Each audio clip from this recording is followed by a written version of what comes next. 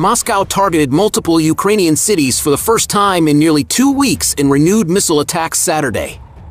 At least 9 people were killed and 64 others wounded in the southeastern city of Dnipro, where a Russian missile strike destroyed a section of an apartment building, said Kyrylo Tymoshenko, deputy head of the Ukrainian presidential office.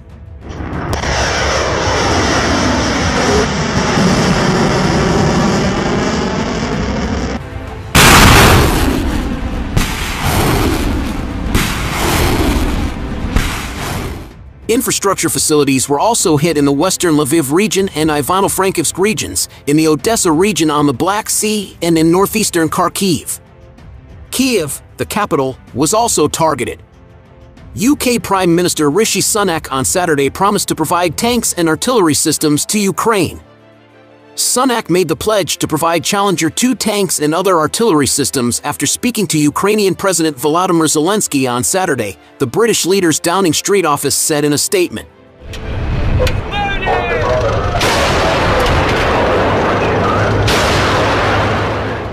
It didn't say when the tanks would be delivered or how many.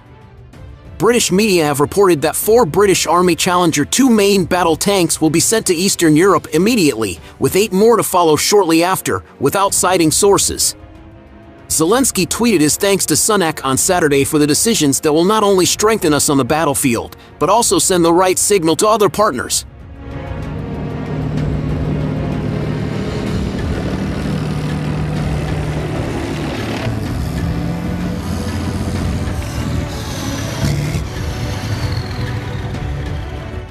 Ukraine has for months sought to be supplied with heavier tanks, including the US Abrams and the German Leopard 2 tanks, but Western leaders have been treading carefully.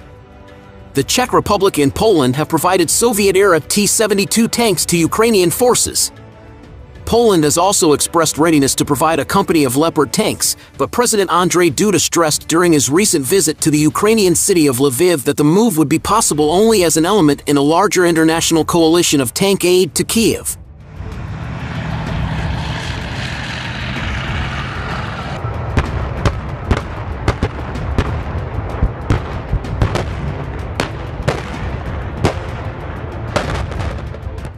Earlier this month, France said it would send AMX-10 RC armored combat vehicles to Ukraine, designated light tanks in French. The US and Germany announced the same week that they would send Bradley fighting vehicles and Marder armored personnel carriers, respectively, for the first time. Sunak's announcement came as Russian forces fired missiles at Kyiv and other parts of Ukraine on Saturday in the first major barrage in days.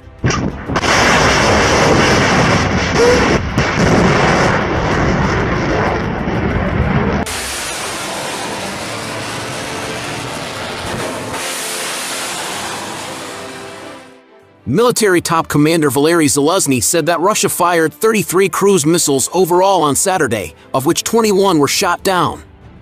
Earlier in the day, explosions also rocked the capital, Kyiv. The blasts occurred before air sirens sounded, which is unusual. It's likely the explosions came ahead of the warning sirens because the attack was by ballistic missiles, which are faster than cruise missiles or drones.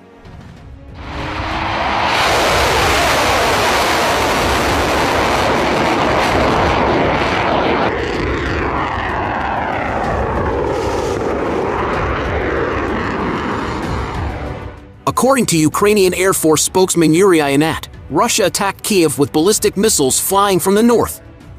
The ballistics are not easy for us to detect and shoot down, he told local media. The warning about the missile threat was late because of a lack of radar data and information from other sources.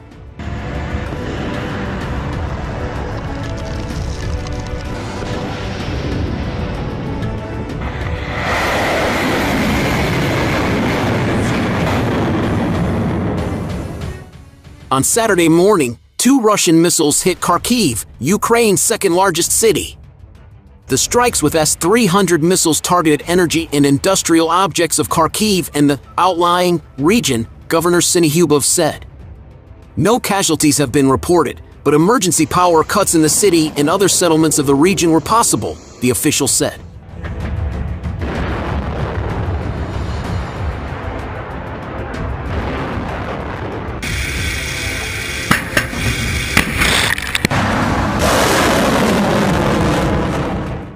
In the city of Avdiivka in eastern Ukraine, where fighting is most intense, 3 people were killed in Russian artillery attacks on Saturday, Mayor Vitaly Barabash said.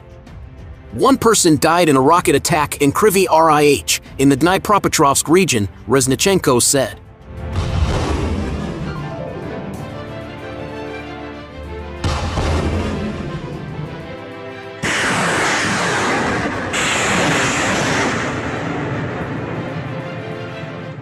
The attacks follow conflicting reports on the fate of the fiercely contested salt mining town of Soledar in Ukraine's embattled east. Russia claims that its forces have captured the town, a development that would mark a rare victory for the Kremlin after a series of humiliating setbacks on the battlefield. Ukrainian Deputy Defense Minister Hina Maliar said Saturday that the feast battles for Soledar are continuing.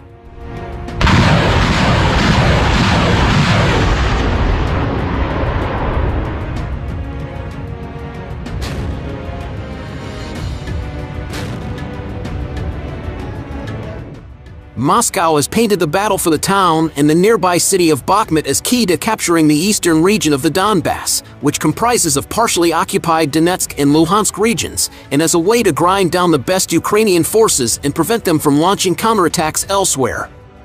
But that cuts both ways, as Ukraine says its fierce defense of the eastern strongholds has helped tie up Russian forces. Western officials and analysts say the 2 towns' importance is more symbolic than strategic.